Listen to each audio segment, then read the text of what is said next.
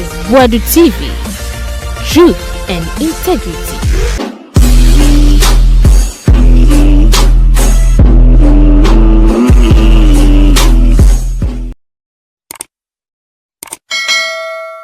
My mama nyina kwa ba mfambra Boadu TV so. You best yourself first time and now subscribe. Ye nyina like video ni comment. And to comment section mo ye wi ana ya share. Na de tie say Bobie ansa kwabena. Ene wono so atie si Wontumi case no so. Na no krani Bobie ansa atie si Wontumi case no so. Wontumi na ndisi for dem mini no. Some people are saying, no man to tell me, I want Wontumi assemble no. And then so na was senka Ofori Atta eba Ghana na okoshia special prosecutor Ofori Atta ma. Wama enu nti ye declare Ofori Atta wanted. OSP pise Japan declare Ofori Atta wanted. Ama ye se oni Interpol ni FBI for kasa. Ye nyina e Ghana ye be hu akire Ofori Atta ba oba na straight in some ye omonfa ni omodi no be du Kotoka International Airport pe ye mfa helicopter straight in some onkoda cells ho omfa ho nye ne cells sana Ghana for bi ka Ofori Atta oba Ghana was be shi o se chaba Wontumi o man yini na ene de besi they say ene ma organized boys are eyo boku boys bolga boys anyina kusasi boys aye ba hane because of adina wo me ye no ye hu say abefa ode no ho ageman wahu say de osi katwi no won say de osi titwi no say enya video na capture do a oso ode no ho ageman oti kumase o kumase MPP fo siremfo MPP fo ni bia enti senka ye audio a obeka se asantini na kasa ni adi asantifo atemwa ono tani ati audio no anu odidi asantifo ato onu so onu atani na ekeka nkwase asem saa enti wenye video a hwa otani ono abetre kumase oso ode no ho ageman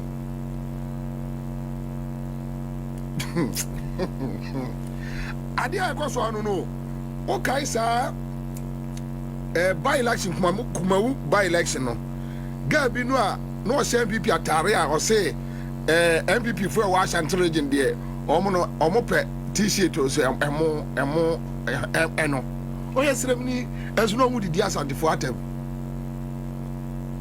o yesrem ni enso no mu didi asantifo atem eni de bia me catch omo say ye was sremfo ni other tribes ni bebre ya kuma so no mtitwi kura chen yen I'm telling you wo mtitwi e chen yen ena obumpa ye no na omayi wo mudin na atonchen no afa ye din no enti wo ye bibia e asantifo tiwei wo se de o si katwi kroje no so frafrani o frafrani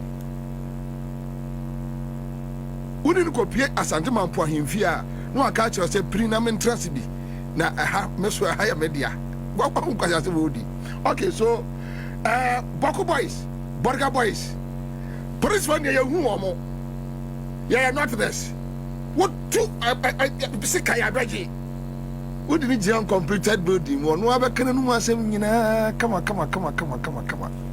oh we uchi no police station na ase there be yenjiwe afa na Razak ni muntaka no mo ye adwuma no obi obehunu Razak bia onche anu mame sei ni ye adwuma no sei ya ni ye no so nkwa na ojiro na opa acho but omo mo jira kire die MPP for na sa koka no oh odi etobo obi anche obi anko police station bi o me say what behu they will see something no moment and this for settle me they will see something be gane me won say wo boys ne ba ko na national security a waje adwuma ogira ho keka nkwase asem me hwe ne saa na mse wo no enti na asante ode ne ho agema frafra say eye and oni Boko boys, oni Burger boys, oni boys bia wa kwakwa threatening obi. Yes, was one near ma. Ewo mpachi ase mo check mo sound no. Yes, was one near ma. Ewo your friend say tema market ansa na wo tu akwa kotek. Mami kura obi na esende ma mesisia. Na wo Wontumi eniji a oje ye no. Wuji bi. Osua pa o pa ne didi. Osua pa o pa e na didi. No bit kumasi awia ni sika. Wona wo wasa o che abu ato nchen. Se habe wo so. E na ho wo so. Se habe wo so. Ebe wo so se obede. Meti ya akwaba ko bi bae. Meti se wono so se by 4 o'clock. So omo anyi Wontumi a omo yesremfo. Sa de na ya na esremfo aka no. Ye yesremfo you bet you be a number so much say why go be sure and answer say who yes me and I could say on talk and would it a hole a soro na de betra ko would this an bad down say who be get to try some was out to her who bows a salmon for near Britain and me now one is for the animal so say Sadiana we is revenue for develop you group. We had a D to a drew. Ubedi development a drew no. Was be D to a drew. What about them? Development. Nani Jiabaho. Sir, you're not catching what dear drew and Matthias, where did to a drew, where the sick a drew. What they call it? And then I call it. To the Bia Banu and Crofenia Bia, they say no Bia who's a plasma TV, 17 inches, Papa, Abba. AC board them one a year. Says I'm up where I had Nigia, but we are seeing Ancassa. Tia didn't pay any no one of those medicine care drew. Over course, you know, you're not.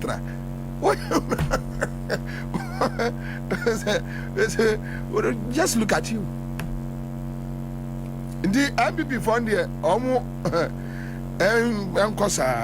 accountability and the law.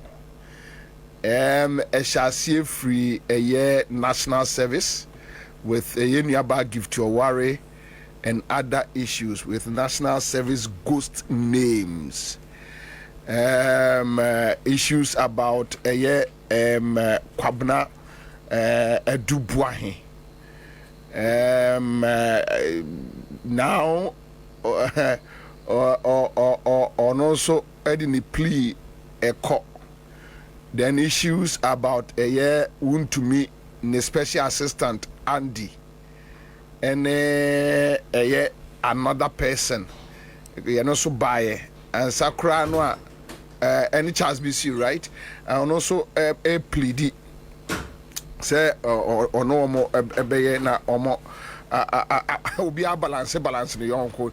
He say at least we know 2 of the suspects are say a kebi akum nombe. Okay, then the main issue now Wontumi last Tuesday right, and a report here it was CID from CID on the way, then Yoko picked him up, and it has been about whether is it lawful or is not lawful, is detention right, because that matters more can.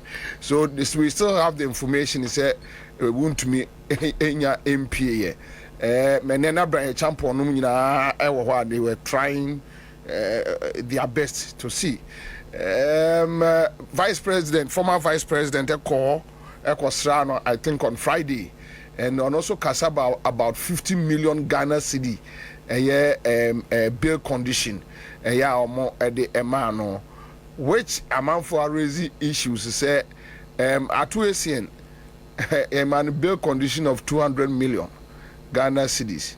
What you make then time 54 million Ghana cedis. So and yet Adebia, and I am saying even with Dr. Kwabnado Forum issues no so you know so sir, then can Ofori Atta and matters arising, and Makacho say exactly 5 p.m.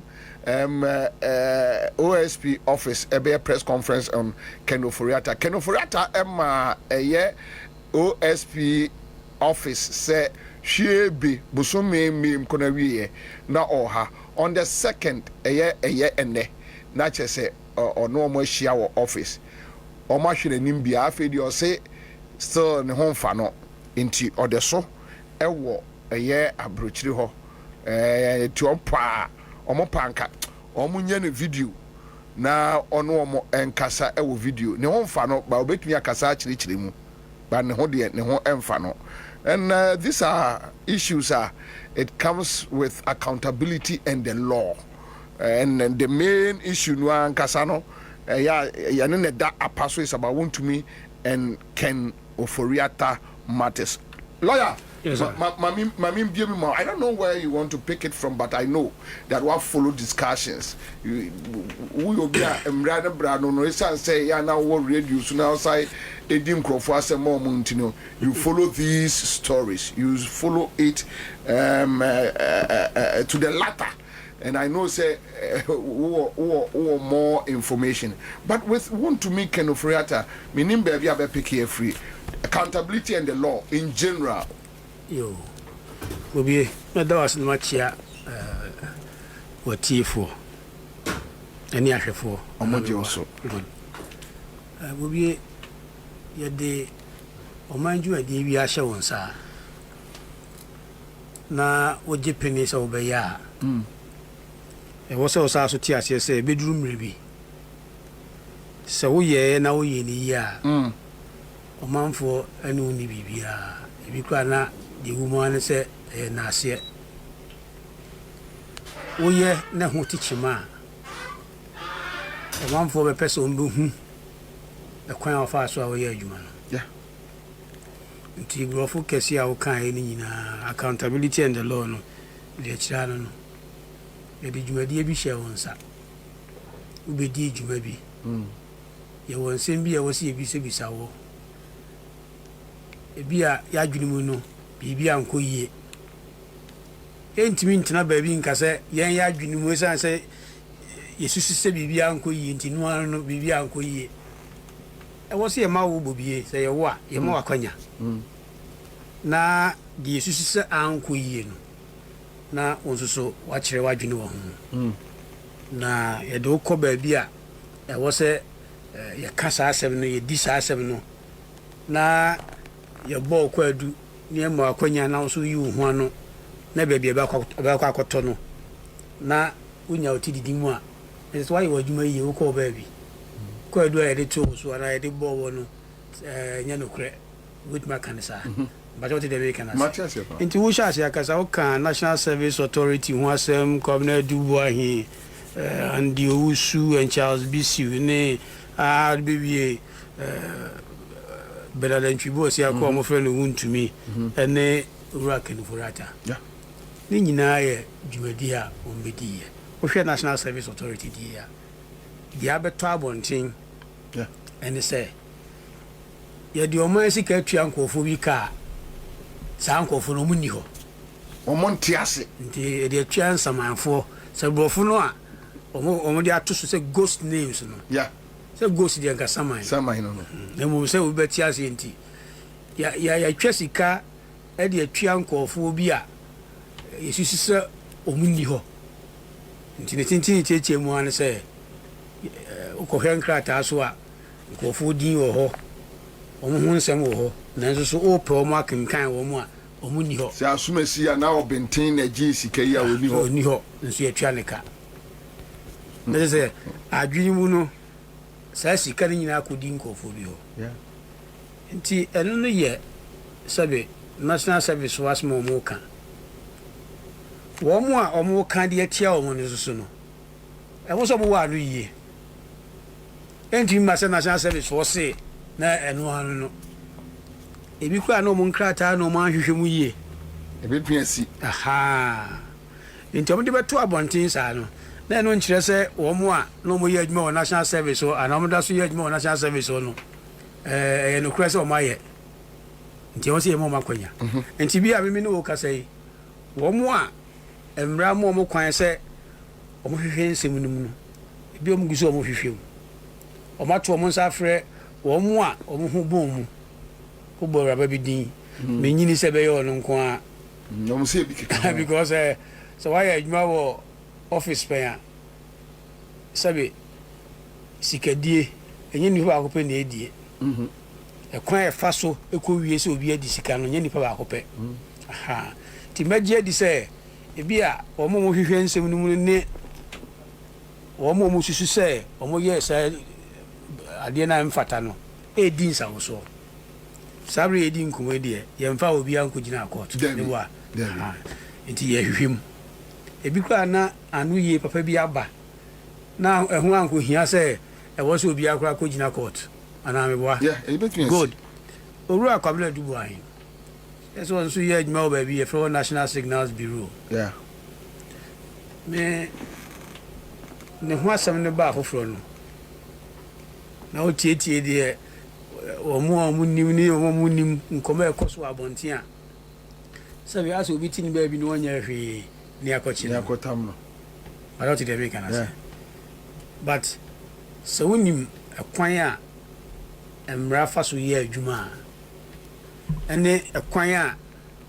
security for fa so ye o adwuma so mo ye police for so mo ye hwam yesi ye be chiwa o ye suspect uni for in fact the eka omu susu se wa ye no kra no bitu ba se ente saa but enhihye no say ye ntu ye samfro ana ye nchiw ni enye san hwehwemu no ye hwehwemu na ohuso wa na wasoro ko ba bi but what did they gonna say good enkomodi die course wa edu mre bi ebi ana nya no kra de me tie ne say oru adubu ahene say obeye plea bargain Bobie, in simple terms, plea bargain no ka say obeye a na just a kwan bi so no wa fumo baby wa giatum nti obagiatu ne bi a taku ana asempo bi a wo ho no watua na afi nhihye a wo ho no ebi ana nka ye bedi asem ne be wie be wasting for time na asotwe ko ele ba ma wo no ebi anka be ko nanim nti wagiatu mu ntem aka ho asem okay ene taku na abedi wo a obetua na asotwe na court na de ma wo no ebi na ankoye ankona nim se de nka edi asem ni wie anka be no enti se me se metin chen a de ya me se enti obi ana ono tin chen a o ka se oru adubu ayi no onye bibia na ase de ya o makoche no na ko wie plea bargaining no eche se na dwen ni sisi o se na say but what did they make an yes the same thing and you usune Charles Bisu case here the Bible thing say and you usu say obey plea bargaining so obeje ebi an mfum so ni bi ana ni nyina akura atum no ma hwa aka ho asem na fe ya ngodi asam ne kura anko na wiye but what did they make an plea bargaining no say nya dia abaja to me say why ya emamu minim say dey count ya say yes eti wa ye bo kwadu na edu mre bi ya ufu say o ade no the way see kono ma hwene ya meji tum ne kana bibia atwa wa no ha ya ebebu na obi a ko be na unya ye sa ade ne pe na fe de oyo hu hwe enye yi ni se kwadu e de ball no akwan bi so no so bi ka se nye no kure ana wa kura ogina ba bi ka se wonye ya wa so sa aboa but on he city yes enti me sabe de ya na me wo e ha wo hu ene ye be chi obi ni em fa ne mfa mra kwa so okay so far wo mu a police for ana special prosecutor yoko omu nyina me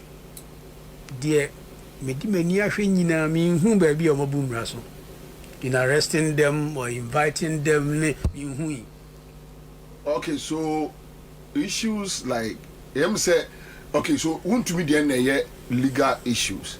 Ne party for are raising concerns about ne detention at Yoku. Ehona and common war. I'm rabbi na Yoku for Lebusu. Well, almost say, Utie a year or Moncomonibia. Oh, say, we see any panel, all the bail condition at Tonoso. After 48 hours, Fanco court, na court and determine whether you can keep him or not. You can't keep him because we are police bail condition, right? And your court bail condition. That is what they are claiming. And keeping him beyond the 48 hours, you know, they think. And I've heard Martin Pebu also raising the same argument. I've read Vomao also raising same argument. And that is where the issues, you know, Bobby, Yamfa police station and ye Mfatum. I don't know. Sabi we will cross a crowd. Saa de koso police station won e bia na koso Yoku Bobby se police for achi obi a constitution ne se omuntimi emfa nipa no to cells emro 48 hours now se police for na dwimu no mo hwe na within 48 hours no hwehwemu omo ye no omo nwie ya eni kwa so omo twen ma 48 hours no kra so because e so wie pe e so mani pa ne ko e so mo court ngo ka che court se ya che bubie ni mum ye ni ma ba ku mienu miensa 48 hours no so ya be so e so wie a eni tumi bia bi nti court ya ba wa na so boa ye ni ntimi emma bubie enwo ye nchen emro 48 hours no court ni no mo ya adwene a obi bedem e free hawk no na nye police for tumi no ndi ama bobie e da so police station ho yes abe court tumi but what they make na Matias na omodo ko court no so no sabre no ubenya akwanya so wa nya lawyer kra e wo judge no so tiewu otiewu accused person no de wo ka fa ho ansa na oni wo mbe ya adwene a ono ma ya adwene ana ono mo nya adwene a ono mo nya adwene but what they make na say aha ebia na ekoso you can say Yoku no police station waiting more bail police inquiry bail na aholi e more bail a o so ko manipa mienu bi mesin san krata bi ma na meboa yeah ana nipa ba ko bi so ya so nipa odimu anya nipa odimu so wo sika nemo nipa no e hwehwa no ayebeku no sanity e wonya akwada o responsible person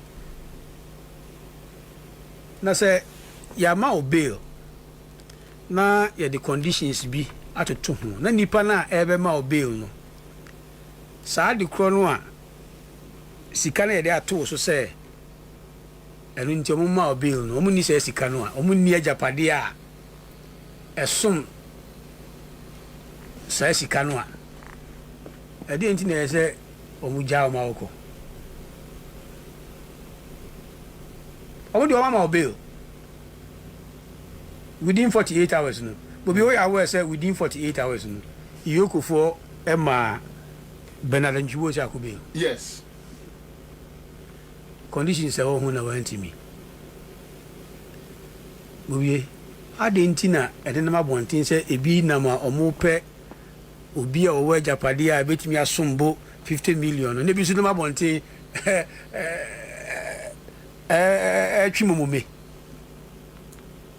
ni to asem buza what you say a meti ase sa lawyer for wi wo mu a omani abri pe nkofo a yes omubo nya ajapade bi a ebesom saa 50 million hui me ama wo aha enti sa lawyer for no mo ye sa no omumu nim di omo ye wo mu gina bonten to nyum sa no no mo ka de wo kan yi no mo nanim de mo ka no kre say yoko fo fi say ama bail meet bail conditions na ko ebi kro mo ma bail o ni say o de we abubi esitie de say sika e da no so yi obenya nkofo enyo mo na ebe dwuna ma say obenya nkofo ana so obenya nkofo you see ana yoko fo so omopon unko police station mi anka say chief inspector ni ho nti ye jana nye yi this oba you see eti me de obi aka bia me I won't fault yoko ashase na mka say o ma money bail and a 48 hours atwam e kira me tie mu no so yes akra na tie na wo tie one of the lawyers no kra na yoko on point time be I think 5 p.m. according to lawyer no oni yoko officers ni bia kasa o ma twen ama na bo 8:30 anajo o mo ti wo twen say o mbe miti bail conditions no ma hwe ma o ma sensan na nipa no agya ne fa ahodie ni wa pie ko na ye na mabonti na ye supa yoko no on high city yeah it is asem ni sina wa amfo so anto fom entietie mu yi a wo mo mpeso mbe dada o so tiase ha ne mu ade chi ade san no mo se nkofo no kra ye dada o mo no mu ka start hu se na me tie lawyer sisei me tie we sisei ade ntina ana bobi di hobby o de emfa ne se ye man nipa ne bill communicate ye man nipa ne bill na edi ntina court o bobi court kwa ti ma bill na all the conditions ato ho so o de to so wi a ebia mo boko no mba akoye bia conditions na mu ntimi meti ano odin ma mo dia ne koso ne say lawyer ni say to be court and I say wa asam no ya di bail conditions na to so na wuntimi meti no ono lawyer ina say ba court be say court say court conditions we na di 2 years so ya kopim so enya dia ebinya inti kabe ya sachiramu kakra ana bail so no o mo bi bail na conditions wo no onya ya na afe bosume na otwemiensa na onya ya e say wo man bail no but what they make an say nti impempi no ya na court no mo review conditions no inti ka we a e beto abonti hu de no a chele hu say lawyer bi afali bibi o high court for review yes and so say a lawyer for no but later him say omo withdraw omo nkan omo team pam hu because utie lawyer ba ko a and ya pia kubi onu tu anamo pepese what me ama yo company for na twen no say onya omo mbet ya bo omo meet bail conditions no e danu a nka mbet ma yi crash no no bi su number bi su the application for court na say yoko for no sabi minim adwene wo witrim nanso so mo say ya serve wo mo court process a e ho anu maka che obi ase mo nyane ya serve a court process no hwe so no ya say third we wa yes e ya china ntini e ba ko sia wo court na o court na mo kokeka na court no ne mo anya adwene a na mo nipa no still oda so dem na wana akofa ba so which means Wontumi lawyers no any ne party supporters argument with the party supporters no munyo party supporters said they mo kan anyway some dey chobo lawyers no lack of coordination e kwan e fa so bae no me meti asesi a me menti ase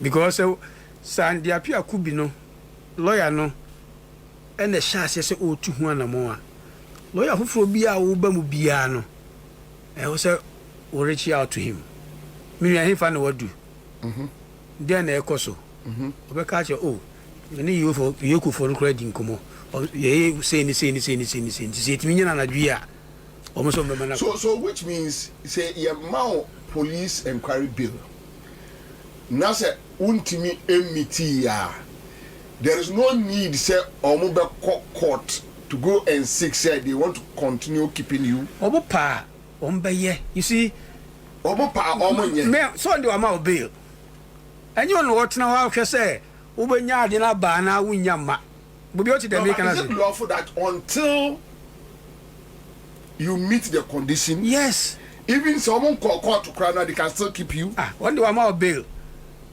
and some bega cho say kono na bail conditions ni wa meet dem ga say yes na u meet bail conditions na why dey no jao but wo mo ka from a human rights point of view say nipa na meet cry say wo court na you see omo ye police for na omo ye yoku for no omo adwene nye wo na wo ti abonten kika de wo kan no ono office o ma bail or the conditions are to so awie o ma bail na hono a obetu meet bail conditions na ukofie na utieti mu a justification na daso no adan na properties a e wo se wo de ho nkrata ba ne value so esum 50 million bobie mi ma di bia chi a ko fa dan krata bia ba nya krata hunu bia o nya fie wura bia na nkrata di mu so hu se be chwo no baby yes what my fie wura na o krata ekuta o krata hunu asem wo ho ya je nya yie because omojia baby on be come lands commission akọhwe se bobie se krata we se lease o se land certificate o ni din na wo so e wo se lands for no ko check hwe se ampa e din na wo so no e kwabna bobie ansa the one fa say samedano normal yes normal omo court na ye lands commission aye krata e dia come court no nyo na e fa ma o between the court and lands commission that process no ubedi actually but you don't control it. I see. Uba ko na bia de so sign krata na lands commission no adwuma na de na kofa baby uni pa na dem no o ja say enu sia lands commission ho no omo value ayi ho the last time ye bi AESL omo value property no property ni value ya ko ho ya ko be property ni sie no on be ko hwe akoye omodwuma valuation bibia na we no wo de ebi an take one day kra wo de fan say a contempa e mu frustrations because the one lands commission no until was say the bobie hu asem bi ba nti wo twen abaye o but other things to attend it uti anye yie na be ko no you receive document no all right letter no from here say yoku say him from you receive okay madam ni ho ye twen no oba okohi ebiko committee o Jubilee House o committee o headquarters adwuma na ko pie baby 5 abono ho so le de till osime ma office nyame pa china no me baba china kwa me ba me fa headquarters ansan baba na otu anye ye no mo ko workshop wo na woni pa na dem mbacha wote de me kana se metiase dise bia omo authorize obi so wa hwe ne nso a enwuma bi wo ho a se bobia ansan ni ho a se bobia ansan ni ho a obi antimi nye se bia bobia hu ne hia ama but insise da ho no but what you dey make na say aha na eno nkoda na wo mo ko value so e de nkoda nti ansa na register ne nsa be ka sa valuation report lands commission report search results ni bibia no bobia na how many days a quantum grab ya 2 days so what I say because valuation for no almost on 21 twen obu wa ne penny man order kra ontimi nye which is normal ti receive wi a ne bia penny na ba behwe okay kama bo bia nsa ye we ni afi no no ba hihye ho se da ben na ibe ko ofie ho ibe ko ha because abe na bia mo maba no kra na adwuma da na nimu a oye den oye o ja kra so no be ko a sa kra ha ba bia for traffic yeah mo be ko aba no na the time a so de pon no aso tie so sa ko back so ko fie no ba udem nyasa wuni abonti o nkofo na edi akire sa o cha se aha eti omo kan sa unim how the system works one here you be misled so o ti dey make and say aha eti bobie me dey wait my politics happen so ye embrano be ye adwuma e was embrano ye adwuma because bobie ye memu ha ya ye did ya at the end of the day I am running a year juma. The law is the law. That's all. And ya nye did na we ya na so one ye. Embrano and she share ya to hono. This one Sure ya mo be bail our court. It you guys say it me wow court no mpon ya nkrata no Rabafo ni akachifo na eti court o na beye so court no so mpon ya mo ntimi yaokrata ne mo na court na sit ya e bi at 3 o'clock afi na court na pon Rabafo ni akachifo aye adwuma 3 o'clock ibi ko so ko peduan ye di anoma sacrifice so enumpo emo 4 e bi a 5 anybody na this akrata ne ko these are the echi o ja say en say say ye di nkomo yi secretary no da so dem yes se chobo ni de yi di perfume say nkomo mo yi na o mo kro ko fi me no be asem bi say me busa wo me say cho you see f say obi akwa ahokirem na nkofo be da odo bi adi yes en mum on say wo da odo na dia da odo a edi mraye adwuma so cha say nipa e ba ho bebrebe yi ena ka o mo ta say o yenkope dan krata esumbo 50 million na say ba ku mini yanka mumu a uvi say dia na crash nkan ni baji ho kasamre nko nipa miensa e de nkrata ba na dimu a eso won faso say nipa bebrebe na ko na bi ko tret na fam wo no mo so mo wa japade na so magika ka nye fie wura bia na nkrata ye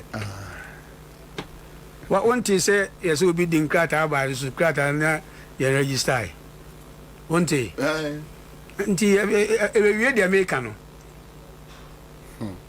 ase me mu obu a o dan so paper o wire allocation note enka hu allocation note no the site plan and on the basic document when they best start registration process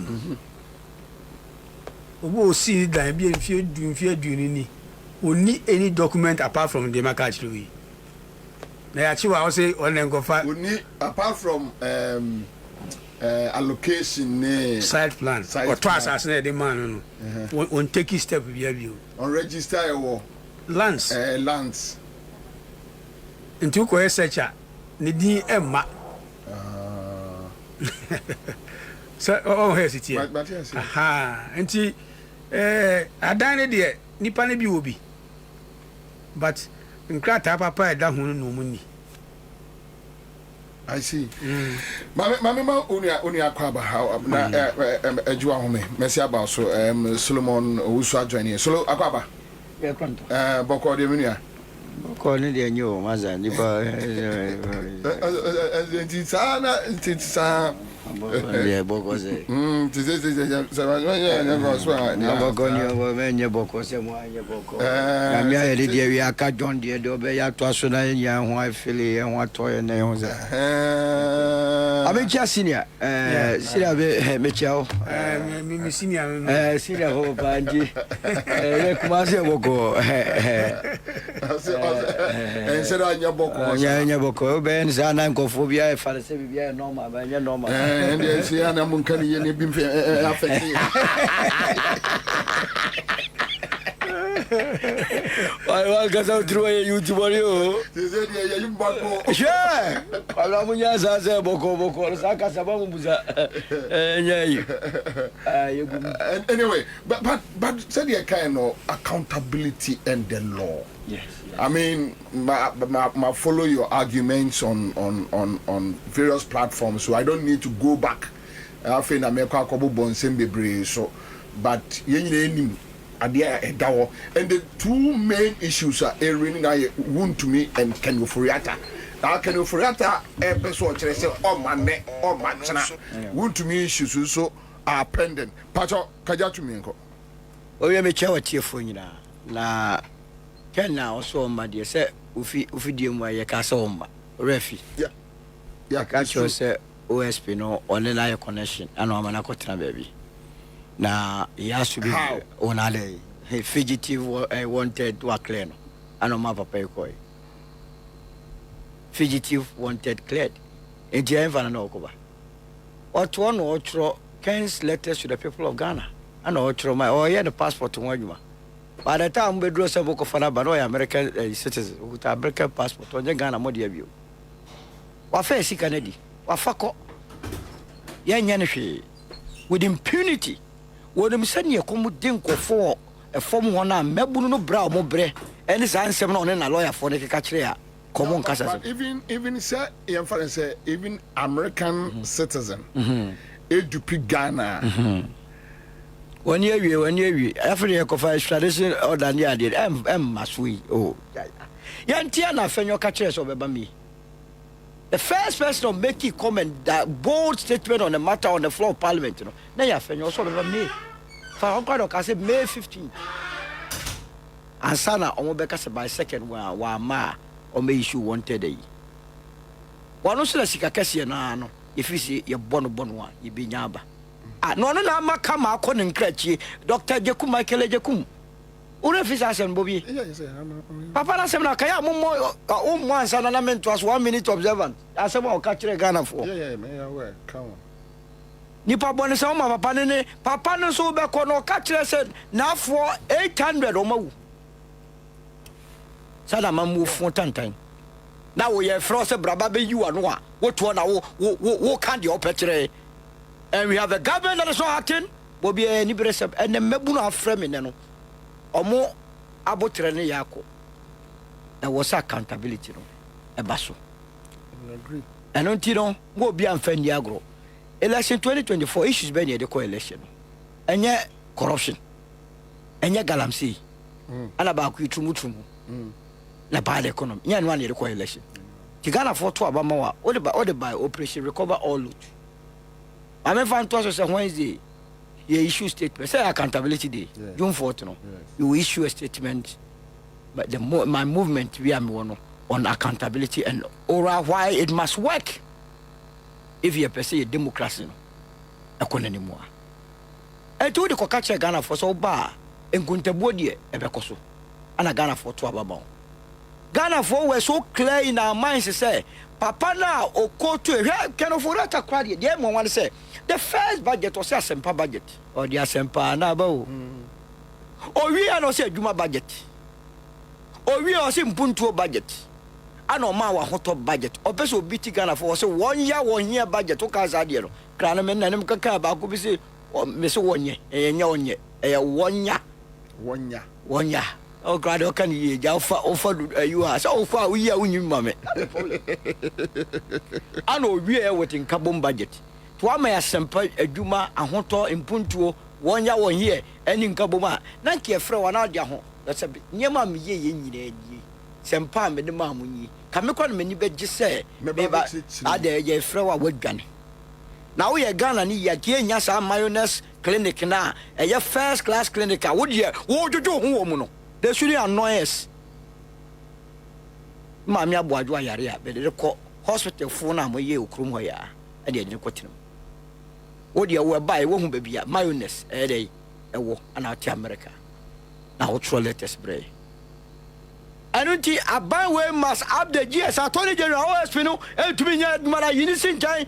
Go after Ofori Atta what Jessica Bray. Me and Francis on you, Sana politicians. Look, I am a day.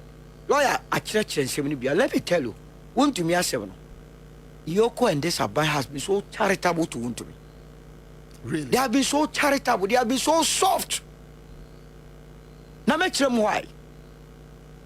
Professor from Amia Kumfi, Sikasani, they are to the into court. $2 million. Fantastic. Ni bail condition, I say. 10 million. 10 million Ghana cedis. Want to be one of the accusations, and they say, Wakoji road contract of $45 million. Wedi. Sika waje, Adumana Yanye. That's one of the allegations that done so.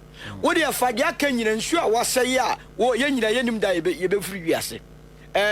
Your friend is a forester, Wako Senwo, and the other funny in our 20 years fasa $45 million. Be a mathematics of Pembe College. What you didn't have men funk, what you young for $45 million in a one. If 2 million is to 10 million Ghana cedi, therefore 45 million. If more or less divide, if less more divide. That just say, Wontumi the bail condition should have been 225 million Ghana cedis. Simple mathematics. Yeah. Meanwhile, Atuasian, or more than 200 million Ghana cedis bail condition. What was Atuasian the total exposure? Not Kassan and Danoso. One more the other should have been 225 million based on the idea to Professor Miyakufizu Gua. I did some no catch him. Now, your amount 50 million to 4 bossy.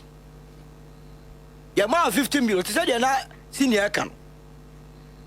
Yoko Nankas at what point and a document somebody by Home Lands Commission search. So, Omoyan yes, statistics demanding you may be a while we are going to go back that watch papa. Search, maybe a land economist by profession. Okay. What draw doing for document didn't go say what time they are called Lands Commission say maybe by search as a state institution. They have to write officially to the Lands Commission. And don't do and go 2 days.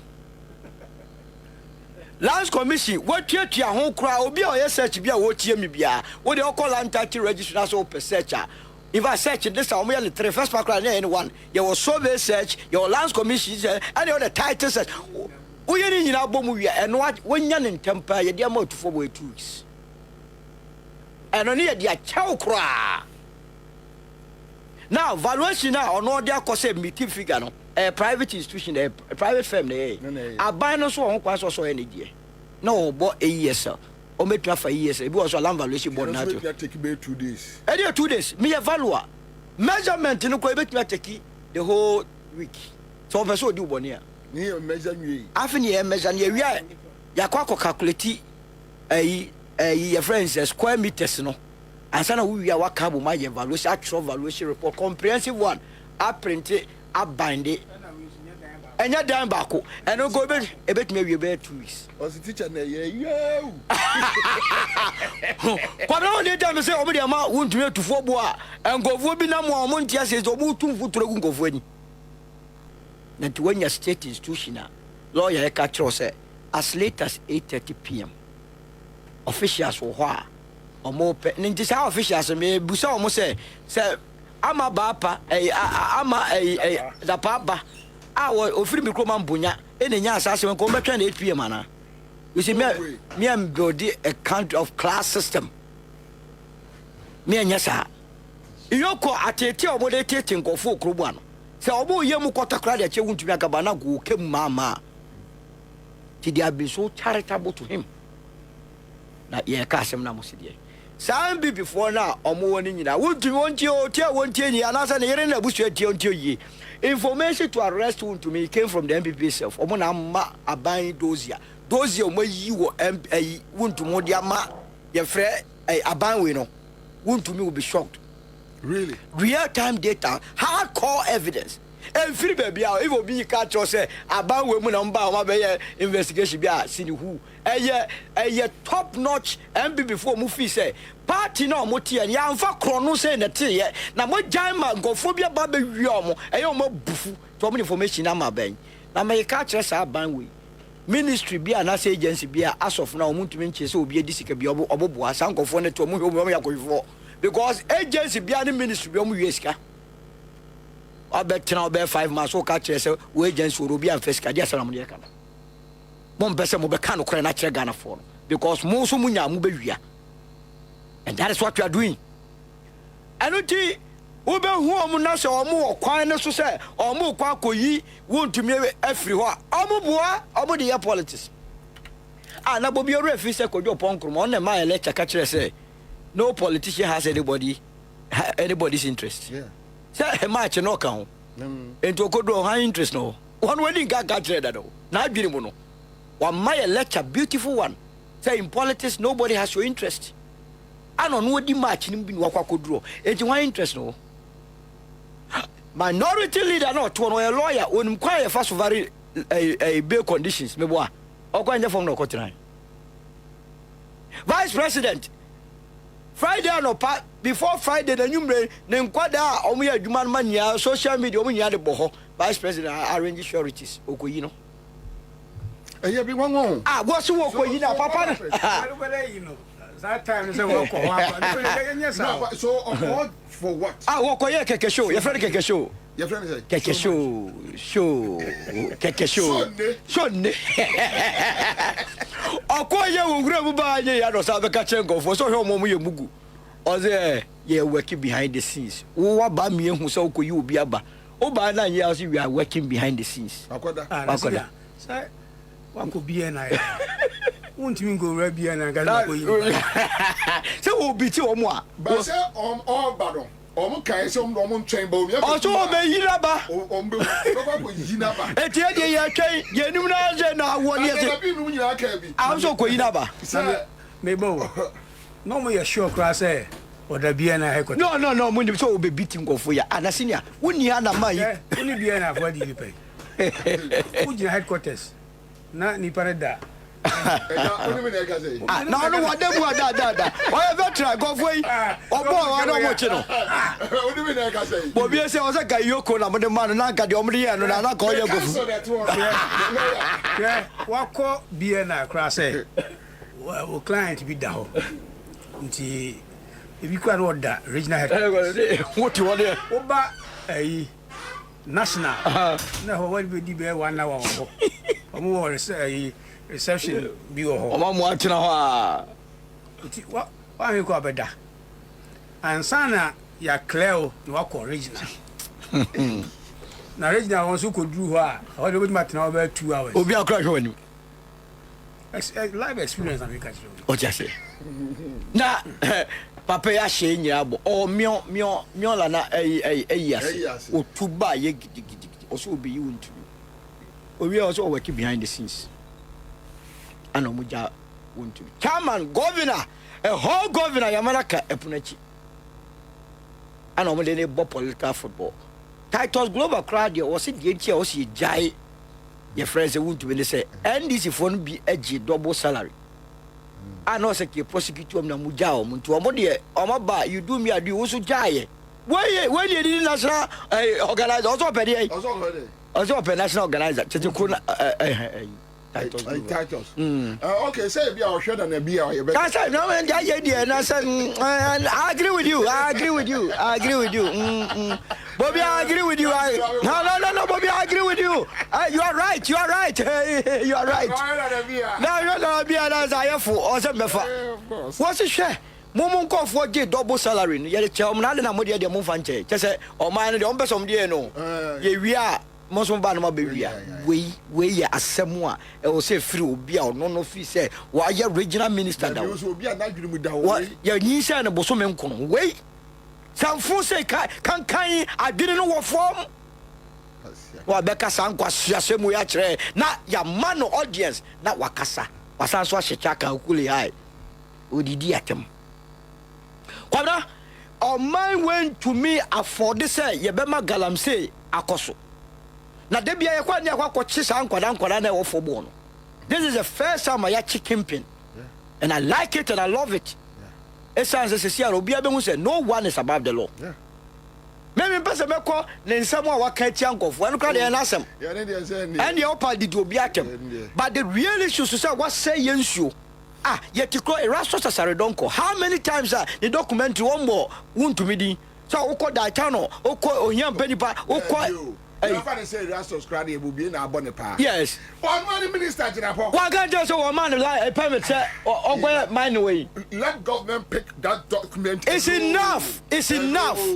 It's enough. Now what would tear crasia wo ni sika ye de to mineral water wo ni bie wo no na wo ya fa se brabe demonstration say adaya nipa na wo say yensase e say yensuo no yenya no you must be crazy whatever you are. E kromo say started a match chasing kofo kwa so. Every say, "Wo mu ya hwe yom bebo man." Mo keke show. Keke show. Eye keke show. Kobra, enu ti no, ade na ekoso no de manage ho. E wo say accountability no, eye den, eye adwuma. Na Wontumi so about the law. Omuru Ghana mraso. Sani obi enu a oboro so no, ono so moro so. Na me de ye me ya wo mu nyina ne say, watumi atena ho ma MPP politicians say yusu no sir. Oma yusu no papa. Na opie free bu a. Na obehe de oma ye no a. Se ona le bia o ka se ton hwere aka. I say toy da sa Israeli you know a Jew for this. So say be wusa Jew ni we also akwari azaba obo ani o mo ka se biem. Was it on to the series or that kwawe as a join a Vidica dig as a commentary. No decent hunkwa. I didn't hear ye. Yamma abai na onye what is right. Now na me TMB before the bijo mo kase power is transient. Na e kina so. Na when the catcher say obi abe disconnect na ba na obe backrampo.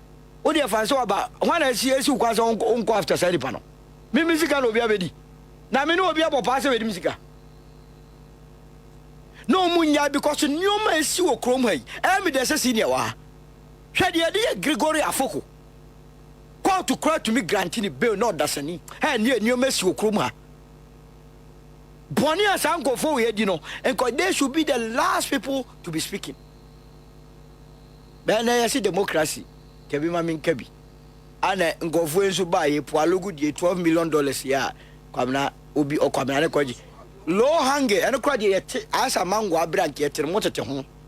Polugu omu nyina o ye betu atresi omo de ogi sika de otu sika ho o se chi omo. Polugu ne de eye so fresh. $12 million unum de betu de aye. Na ye tete ho. National service dia am okay. Aye so ani pegum. Every month we calculate na is 57 million say. Kwabna hwe nyoma sai sika no betumi aye. Wo a wudi sa demonstration echi a wo kwaye ma 100 200 cities. Okwabna na every month we na offer 57 million. Omo ene omo click na omo akoche. Now omo hia ye ma omo ka che so omo papa no ye smart. Omo ye honorable. Ya ni amobra. Omo benyina ba be kasa nsemfu ya kire. Na ya amasa record you reflect ya. Ye mabenyi no omo die funu atem. Uti anye na unwi kura ye ba you are a useless man. No oba catch no. Now dia rekoko ekowum. Na say no mo ya comfort. And the national service it cannot go unpunished.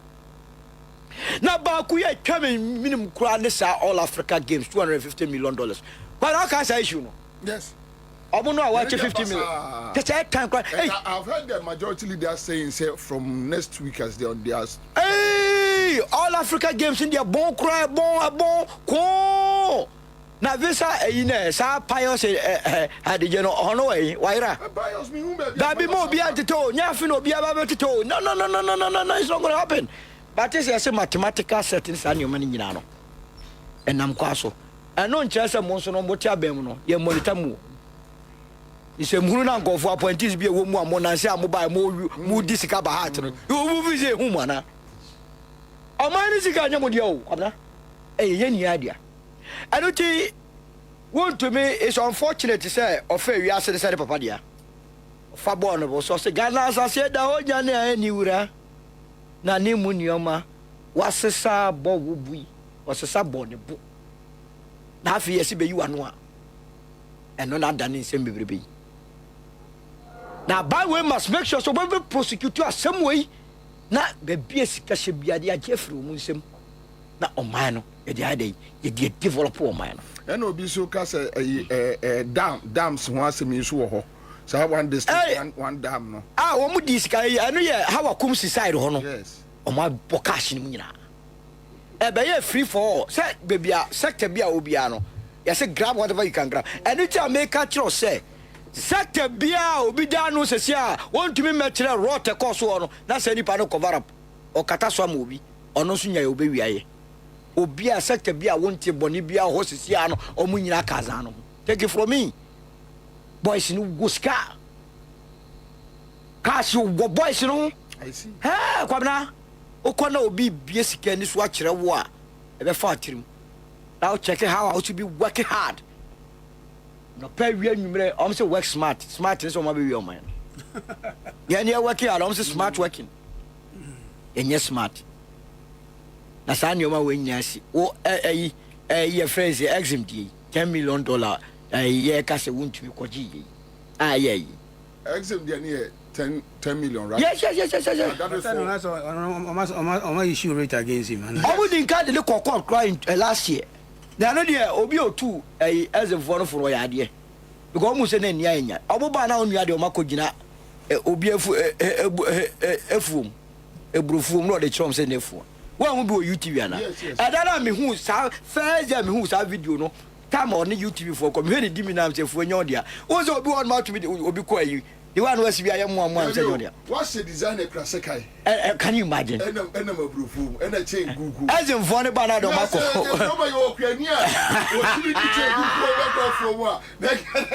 Now, what would you tell a gun and a woman who boom Fusadi? Also, Bufu.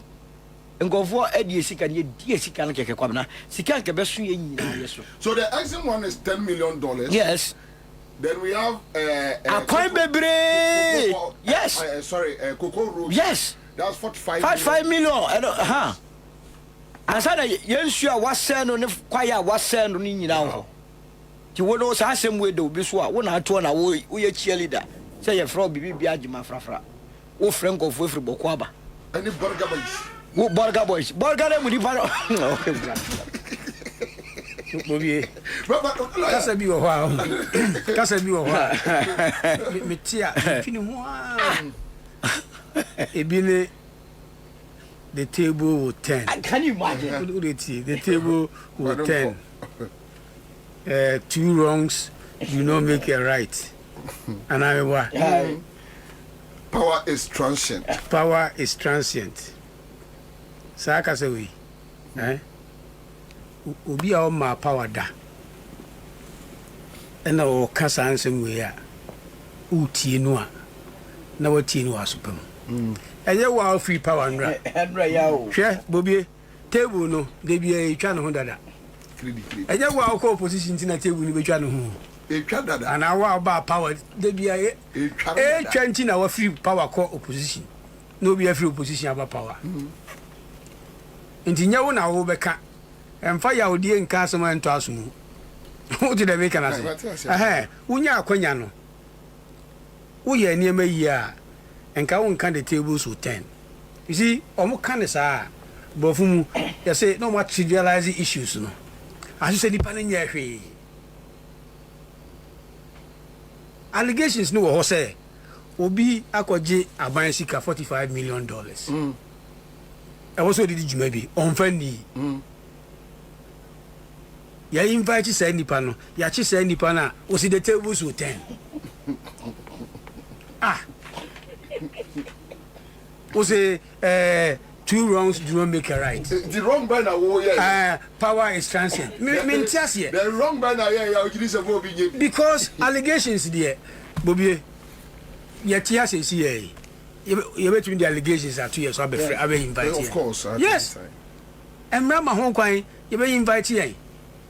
The ba ko kan na be kire say allegations ni kra no se hu bi na obi ti bia o ka na wo de obi di ya say obi ayade bia echia enti omra ba bi meyi ni ho anu a table 10 na wo ni opposition aba power and was a opposition the table ni de enya 10 da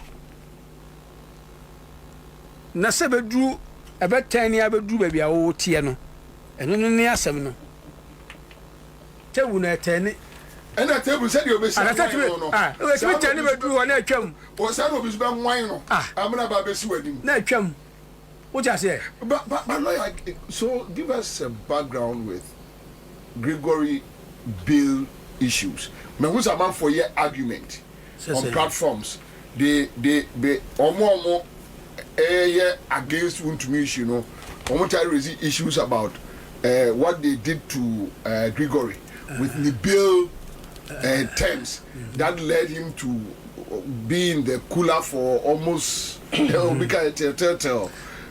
what is the background to that? Yeah, Bobby, me person you be limiting the crowd to Greg. Yeah. Okay. Yeah, what law school now? Lawyer Pacho, OSP, I shall say a cassa picking a life. Near TD or can be Pacho. Beyond the direct mandate of the OSP. In January 2024, the OSP referred the case to the Economic and Organized Crime Office, EOCO, for commencement of investigation into identified indications of suspected money laundering and structuring, which are under the direct mandate of EOCO. In May 2024, EOCO returned the entire docket back to the OSP on the back of their reasoning that since money laundering is not a substantive offense, but a collateral offense which must be founded on a predicate offense, EOCO did not have a mandate to commence investigations into the matter premise as predicate offense. By a letter dated 14 May 2025, the new leadership of EOCO requested the OSP to forward the docket back to EOCO for a review and commencement of investigation. Under the cover of communication dated 29 May 2025, the OSP forwarded the duplicate docket of the case back to EOCO. It is our considered opinion that the docket serves as a valuable background resource for EOCO to commence its own investigation. Usu, the second accused, has since negotiated a plea bargain with the OSP, which has been filed in court. The processes in respect of the plea bargain, which are restitutive and reparative in nature, would be concluded in court in the coming days. The special prosecutor accepted Andy Thomas Owusu's offer of restitution and reparation to the Republic on the following considerations in accordance with Section 71(4) of the Office of the Special Prosecutor Act 2017, Act 959.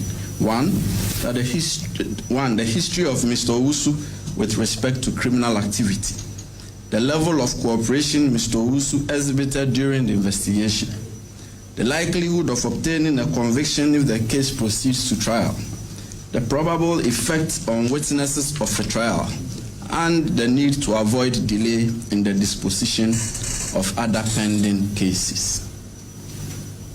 3. National Petroleum Authority. In November 2024, the OSP commenced investigation into suspected corruption and corruption-related offenses in respect of the operations of National Petroleum Authority, NPA, and the activities of some of its officials.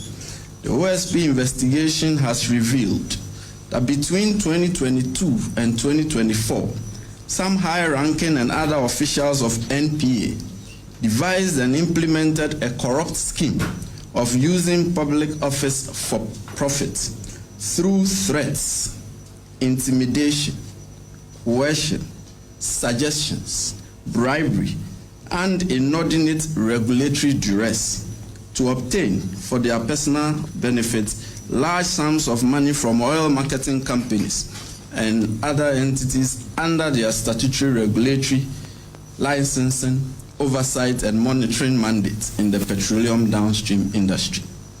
As at the close of business on 30 May 2025, the OSP had uncovered, through tracing and trailing, an amount of 280,516,127 cedis and 19 pesos, being proceeds of the corrupt scheme some of which has been used by the perpetrators to acquire identified and traced apartments, suites, houses in country and abroad, 22 fuel haulage trucks scheme, and some of which has been used by the perpetrators operation of to acquire identified to compete with the oil marketing companies they were regulating.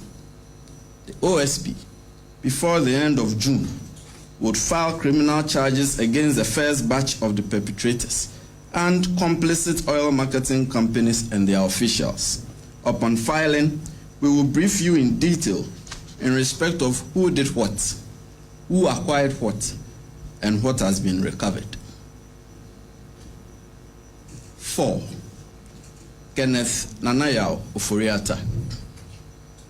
We recall that by a letter dated 24 June 2025, Kenneth Nanayao Ofori Atta, a former Minister of Finance, was informed that the OSP had commenced investigation into suspected corruption and corruption-related offenses regarding cases in respect of which the OSP considered him a suspect. Further, he was directed to attend in person the OSP on 10 February 2025 for interviewing. Mr. Ofori Atta was out of the jurisdiction at the time. By a letter dated 31 January 2025, Mr. Ofori Atta informed the OSP, through his lawyers, that he was out of the jurisdiction indefinitely on medical grounds, and that the firm will notify the office of his arrival in the country in aid of rescheduling his personal attendance at the OSP. Further, the lawyers offered its willingness to provide the OSP with any information we may require to aid in the investigation until his arrival in the country. Upon receipt of these representations from his lawyers, the OSP, by a letter dated 5 February 2025, informed Mr. Ofori Atta that the OSP did not need or required notification from his lawyers of his future arrival in the jurisdiction. The OSP acknowledged his lawyers' offer to provide us with information in aid of the investigation. However, the OSP insisted that his personal attendance at the OSP was required. The OSP directed Mr. Ofori Atta to indicate by close of business on 10 February 2025 a reasonable date of his return to the jurisdiction and attendance at the OSP. The OSP warned him that if he failed to do so, the OSP would take all necessary legal steps to secure his return to the jurisdiction and attendance at the OSP at our own choosing.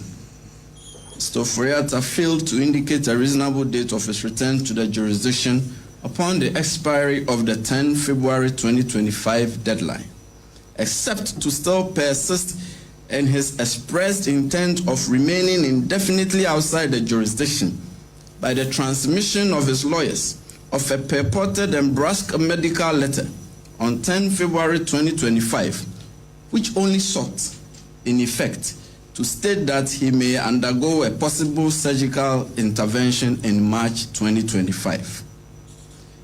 In the considered opinion of the OSP, that medical letter could not be held to be a disclosure of a reasonable date of Mr. Ofori Atta's return to the jurisdiction and attendance at the OSP, since it merely indicated that there may be a possible surgical intervention that may or may not occur in March. The letter, which was in no way a medical report, neither stated nor demonstrated that Mr. Ofori Atta was a travel risk or that he was an invalid who needed around-the-clock intense medical attention to the point that traveling to the jurisdiction would endanger his life.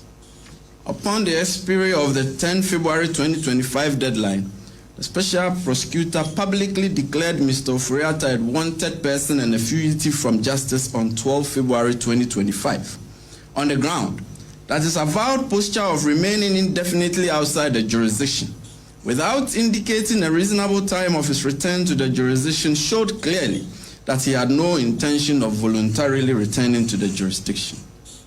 By a letter dated 17 February 2025, Mr. Ofori Atta's lawyers transmitted to the special prosecutor a communication laced with vituperation and designed variously as a denigration of the OSP, a lecture on their suppositions as to the mandate of the OSP, a threat of legal action, a sort of homily as to how the OSP should conduct its affairs, an attack on the person of the special prosecutor, and a suggestion that the special prosecutor had embarked on a personal vendetta against Mr. Ofori Atta without disclosing the alleged series of retaliatory, vengeful, or hostile acts the special prosecutor had directed at him, or alleged exchange of such acts between Mr. Ofori Atta and the special prosecutor. Crucially, a 17 February 2025 letter from Mr. Ofori Atta's lawyers failed to indicate a reasonable date of Mr. Ofori Atta's return to the jurisdiction and attendance at the OSP. On this reckoning, the OSP, by a letter dated 17 February 2025, reaffirmed and restated to Mr. Ofori Atta that he remained a wanted person and a fugitive from justice. The OSP further stated that this tag will so remain until he indicated a reasonable time of his return to the jurisdiction, with the necessary and reasonable assurances of abiding by his indicated reasonable time, or until such time that the OSP enforces his return to the jurisdiction and attendance at the OSP, whichever came first. By a letter dated 18 February 2025, Mr. Ofori Atta's lawyers communicated to the OSP that he was scheduled for a possible surgical intervention in the United States on 20 and 21 March 2025. And further that, taking the date of the possible surgical intervention into account, he would require a recovery period of 6 to 8 weeks. On this basis, his lawyer stated that he should be able to return to the jurisdiction between 14 and 30 May 2025. On the same day, by a letter dated 18 February 2025, the OSP graciously acceded to Mr. Ofori Atta's request to return voluntarily to the jurisdiction between 14 and 30 May 2025, as the office deemed the indicated recovery period reasonable in the circumstances. Consequently, the OSP removed Mr. Ofori Atta's name from the list of wanted persons pending his voluntary return to the jurisdiction based on his own indicated dates. Consequently, the OSP directed Mr. Ofori Atta to attend the OSP in person on Monday, 2 June 2025 at 13:30 GMT for interview, which is today. The OSP emphasized that if he failed to voluntarily return to the jurisdiction within his stated dates, and if he failed to attend the OSP on the rescheduled date of Monday, 2 June 2025 at 13:30 GMT, his name will be re-entered on the list of wanted persons, and the OSP will consider him a fugitive from justice, whereupon the office will take all necessary legal steps to secure his return to the jurisdiction and attendance at the OSP at our own choosing. Then, by a letter dated 28 May 2025, Mr. Ofori Atta's lawyers informed the special prosecutor that a medical expert has diagnosed Mr. Ofori Atta with cancer and has earmarked 13 June 2025 for surgery, for which reason he would be unable to return to the jurisdiction as scheduled. His lawyer stated that to the knowledge of the OSP, this change in circumstances has been brought to the attention of the court, before which Mr. Ofori Atta is presently pursuing a human rights claim against the OSP and the special prosecutor. His lawyer stated further that in order not to hold the office back in the performance of his function, they had Mr. Ofori Atta's instructions of his readiness to go through video recorded interview for the purpose of eliciting his caution statement. His lawyers offered to meet the special prosecutor in person or approach the bench for the purpose of viewing Mr. Ofori Atta's biopsy report, whichever suited the special prosecutor. Now, ladies and gentlemen of the media, this is where we are now. And let us step back a bit from the 28 May 2025 letter from Mr. Ofori Atta's lawyers and place the matters in their proper context. I have intentionally went through a tedious timeline. A letter from Mr. Ofori Atta's lawyers, dated 18 February 2025, clearly indicated that a possible surgical intervention to be performed on him was to occur on 20 and 21 March 2025, upon which reckoning the OSP carefully considered the recovery period and indulgently pushed Mr. Ofori Atta's attendance at the OSP to 2 June 2025. Therefore, Mr. Ofori Atta had a duty to promptly inform the OSP of any fundamental change in his medical circumstances on 21 March 2025, when the advertised surgical intervention was not performed, to enable the OSP reschedule a new date of his attendance at the OSP to accommodate any such material changes in his medical condition and treatment itinerary. Mr. Ofori Atta has known, at least since 21 March 2025, that no surgical procedure was to be performed on him in March. Yet, he purposely sat by indolently and chose not to inform the OSP of such fundamental changes in his circumstances. Instead, about 67 days after learning of the alleged changed circumstances around 21 March 2025, Mr. Ofori Atta elected to spring a surprise on the OSP on 28 May 2025, just 6 days before his scheduled attendance at the OSP, by offering to undergo a video recorded interview and a viewing of his biopsy report. Now, back to the 28 May 2025 letter from the lawyers of Mr. Ofori Atta. As I said, this is where we are. By a letter dated 30 May 2025, the OSP declined Mr. Ofori Atta's offer of video recorded interview for the purpose of eliciting his caution statement. This office has always insisted on his personal attendance, and we have indicated clearly to him that we are unwilling to waive it. If we were amenable to taking any such statement from Mr. Ofori Atta in absentia, we would have done so in February and not waited to 2 June 2025. We want him here physically, and we insist on it. A suspect in a criminal investigation does not pick and choose how the investigative authority should conduct its investigations and the method suitable to June 2025. We want him here physically, such conduct, and we insist on it. Or in any other suspect in a criminal investigation does not decline Mr. Ofori Atta's invitation to view his biopsy report, as we consider it a pointless exercise. This is because it is common learning that the biopsy report contains nothing more than a conclusion upon the removal and examination of tissue, cells, or fluids from a living body that some disease or malady was indicated in the samples taken. A biopsy report is not an expression of a reasoned medical opinion that the subject of the report is an invalid and unable to travel, as Mr. Ofori Atta seeks to suggest is his condition, and for which reason he says he cannot return to the jurisdiction. This much is clear. Since 24 January 2025 till date, Mr. Ofori Atta has failed to show any medical report. I underline, he has failed to show any medical report which suggests that he is a travel risk and unable to return to the jurisdiction by reason of his medical condition. It has all been his say-so, his singular say-so.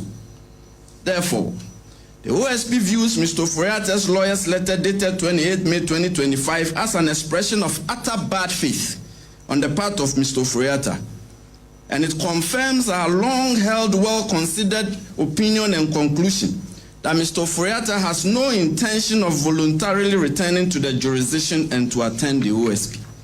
Further, this office is unaware of his purported information to the court, whether orally or by filed processes, of the alleged change in his circumstances. Today is Monday, 2 June 2025. It is more than 3 hours past the scheduled time of Mr. Ofori Atta's attendance at the OSP, and Mr. Ofori Atta failed to attend the OSP today. Mr. Ofori Atta's conduct is totally unacceptable and a baleful spite at law enforcement and criminal investigations. It ends here. It ends today. We will no longer accommodate him. Consequently, the OSP redeclares that Mr. Ofori Atta is a wanted person and a fugitive from justice. His name is hereby re-entered on the OSP's list of wanted persons. The OSP will take all necessary legal steps to secure Mr. Ofori Atta's return to the jurisdiction and to answer to the criminal inquiries against him. In pursuance of this, about 30 minutes before this briefing, I triggered processes for the issuance of an Interpol red notice for the location and provisional arrest of Mr. Kenneth extradition or his surrender. Around the same time, I dispatched a request for extradition processes to be instituted for the provisional apprehension in any jurisdiction. This extradition to the Republic of Ghana. The OSP will prefer criminal charges in the courts against Mr. Ofori Atta in due course, whether in absentia or otherwise. The principle upon which we proceed is that no person, regardless of title, regardless of status, regardless of medical, is beyond the reach of inquiry by the OSP. Thank you.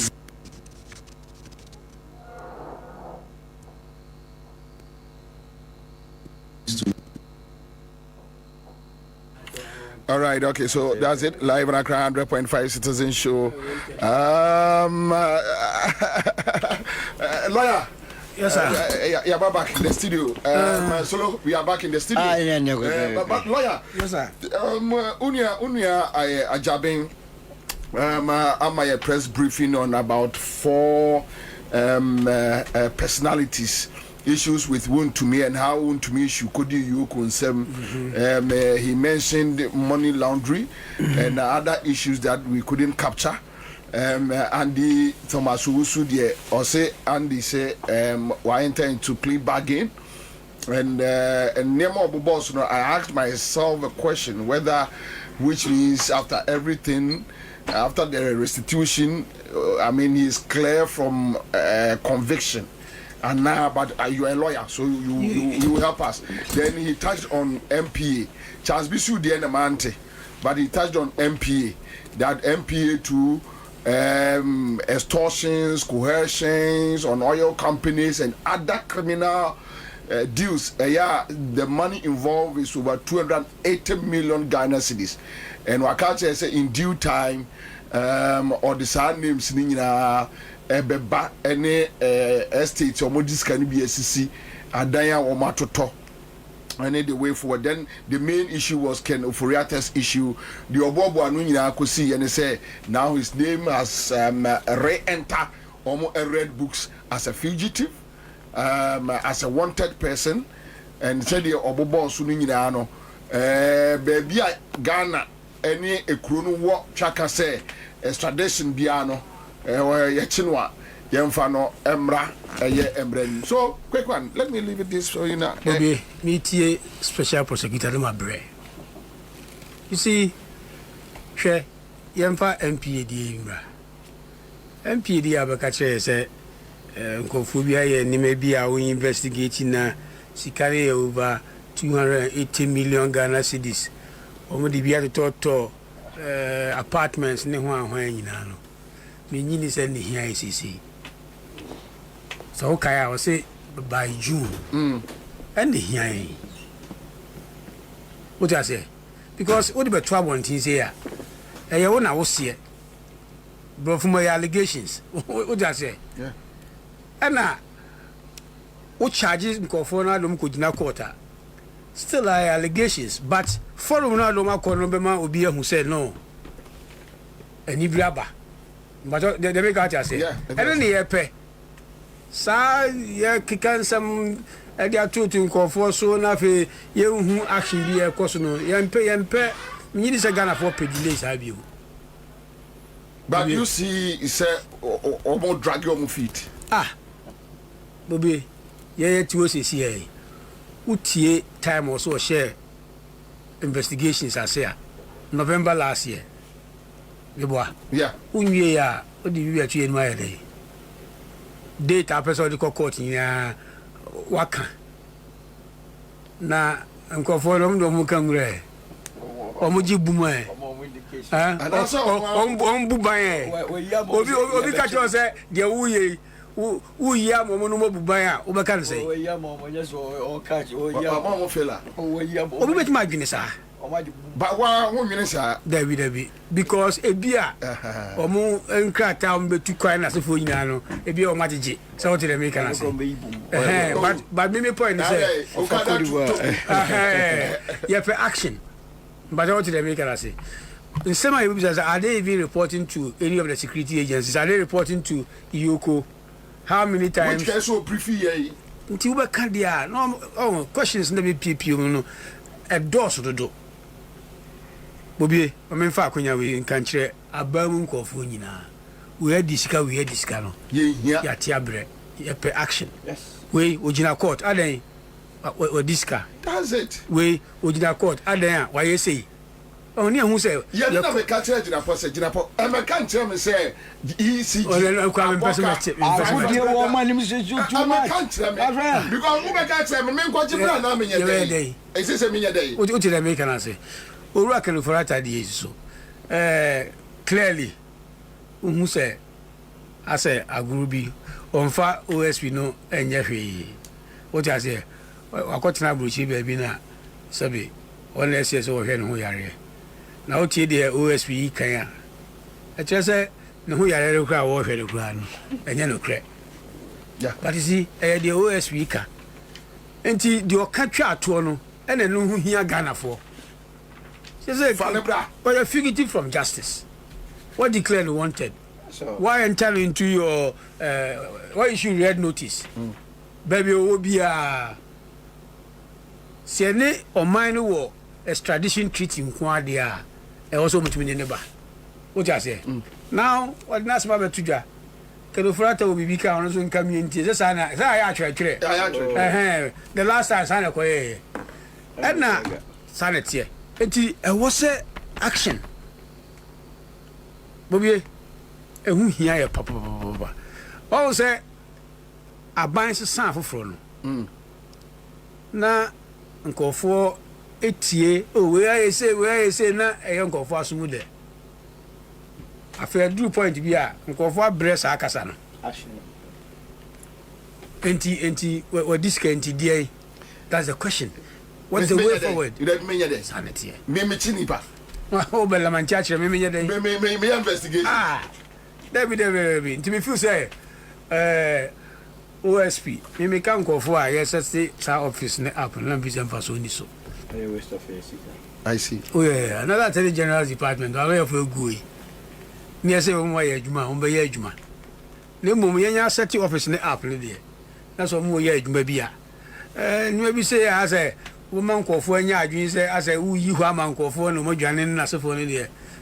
Meaning is a right. Me offer the late Sir John. And now me walk Hello FM Kumaseno. Also, now me mean that issue. Now, me any large sign to a issue no so any say Central Command, Kumasi Police Command. You saw more call a year a crew from baby uncle num near my basa near Frosay. Colombia. No, some the free or more the police for neighbor or more the or more cars no free central. Now be far do now fire Hello FM anymore. Happy. I say do around Yako. What's about background? No, over the me. Yeah, can't jump the See, yeah, try show no sooner say John say on pel kwasi asem. Or more like so bunyane. Oh yeah, that's was one will be over to be away. Sabi bo, you see, I'm a Kumasi Nyan to say. I'm from Central Police for Colombia. Police for that you come from. Eh? As all one only. No, so you know, since I be walk out of Munyan. Ebi na OSP. Oh, so mon kola. Solo bram. Where dey say, me catch you say OSP ne can no move BT.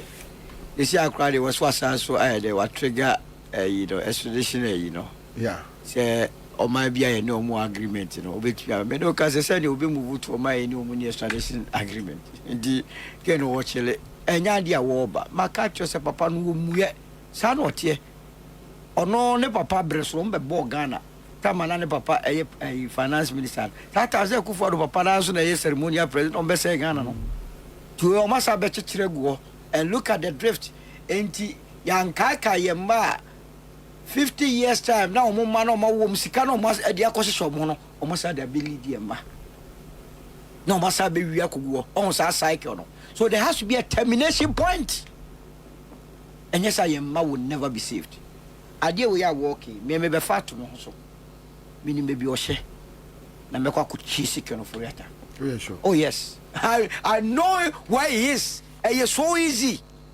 me fan tu yata said odi atu dwado so as why issue yi ye be bo ma na mo ma achi no but ye wa ba be di adanko da do o be ka kire so obi we court in advance what you are saying ya say master you free mo baby fa na me ba be ye OSP we was say immediately ye clear ni free me say first no na me penasem na me follow ne line of enkomodia me yanya the same sabe mo clear no mo scrap us office no cry free na yen face ka na ye dia set office yen fan lawyers akese enka attorney general en fan to talk as nya de mom no mo nya adwuma no omo moaye omo ba ya ba be ye konongo kaya asem ba ya no ma ba be gina ho aso mo ye investigation mo de saa na 4 years na so akwa bi a wo ya fa na adwuma e wo ba bi o mo so ane ma gu cars mo ai no hu se o so bi atam ade a no odi so no go to asade obe yedo wonya kwamna wonya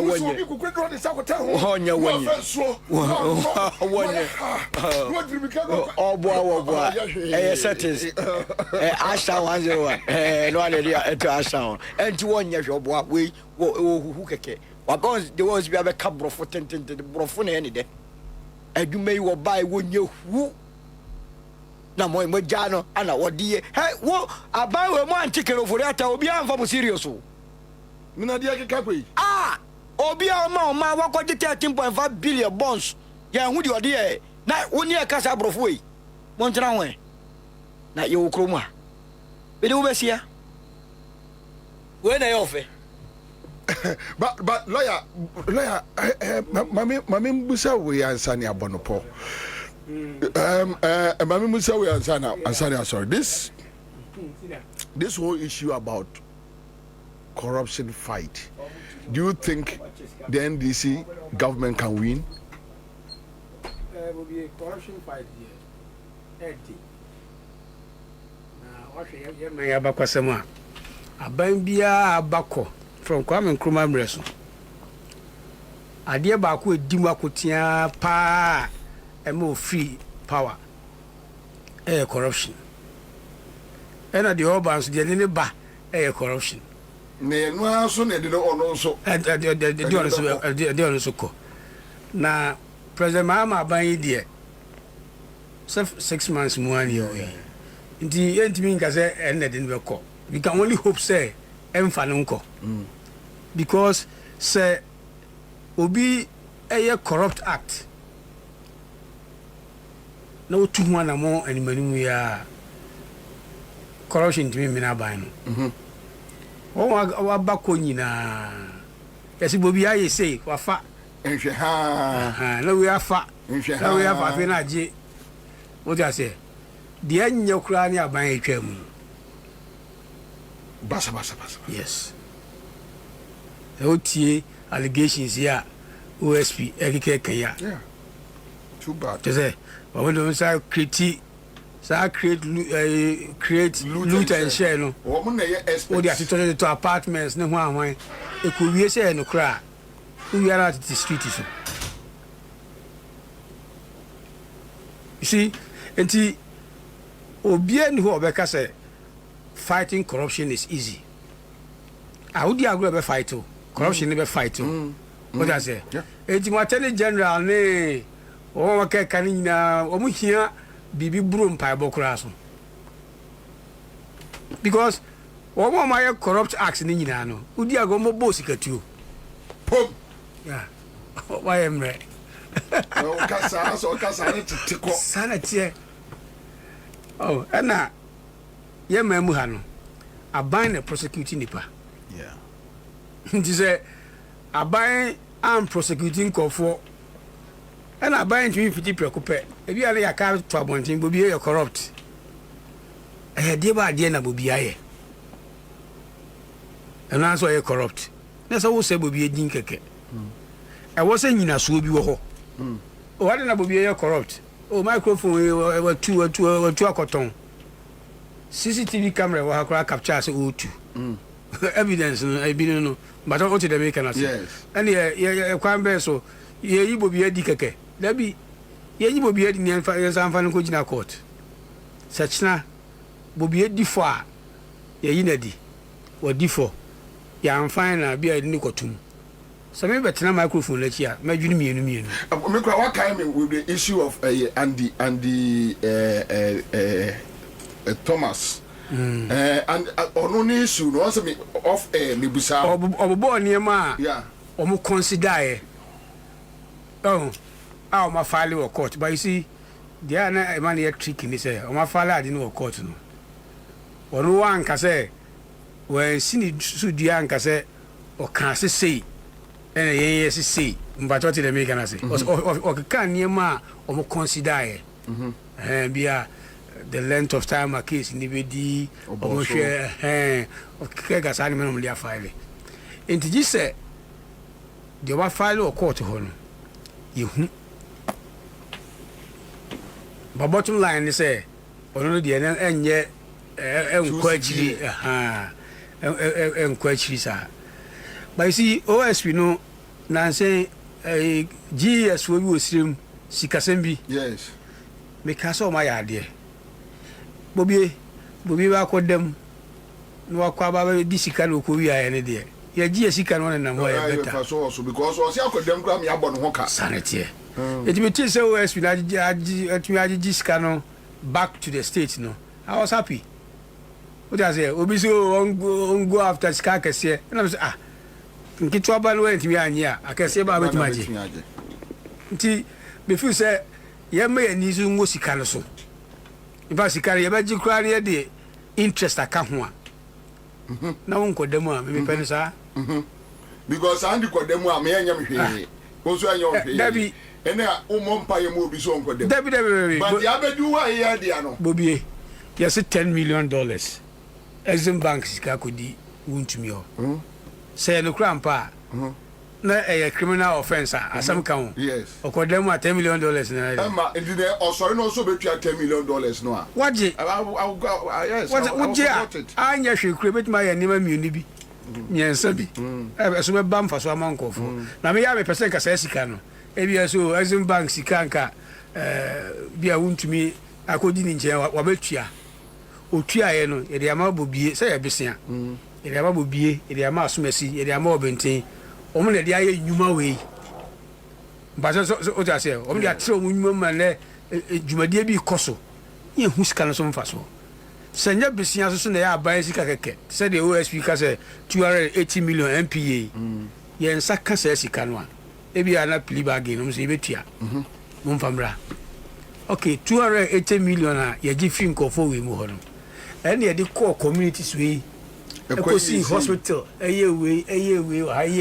lawyer what also na problem no one because recently say me say president either president and I say one of the higher officials ka say omo agigi sikani bi ya previous administration first question ba me team say how much no agi na info na agi free wo mo these two information no boa o mind no ma yakoma to ye. Yeah.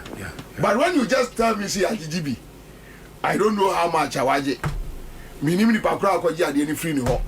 Minim ba bia Canada.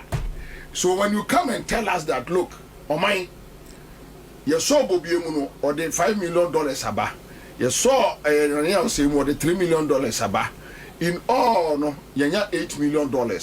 Omo ya ade say no ha no first can free na ya ji sika no so no say ni ya say eya prondam pan e wonyina nsuo ni wontie two boreholes na ya di bia ye street lights na ya di bia ye say na go for who say perfect sika no wi anki anyi anko munya nsuo you see bobie edwuma ba bi so ya na negotiations bobie si me mu ni din reason tia wagye ato tua no debio opani wada roma na sebe ebega all choice dabi tie ebi so try na you see who do be kokota you say no kokota what be mo because why investigation is cry loopholes e wo meet many panel afa ne ho adi no afasika no and he say one won negotiate say chale $20 million ba o chemetua vimpa budia kekabia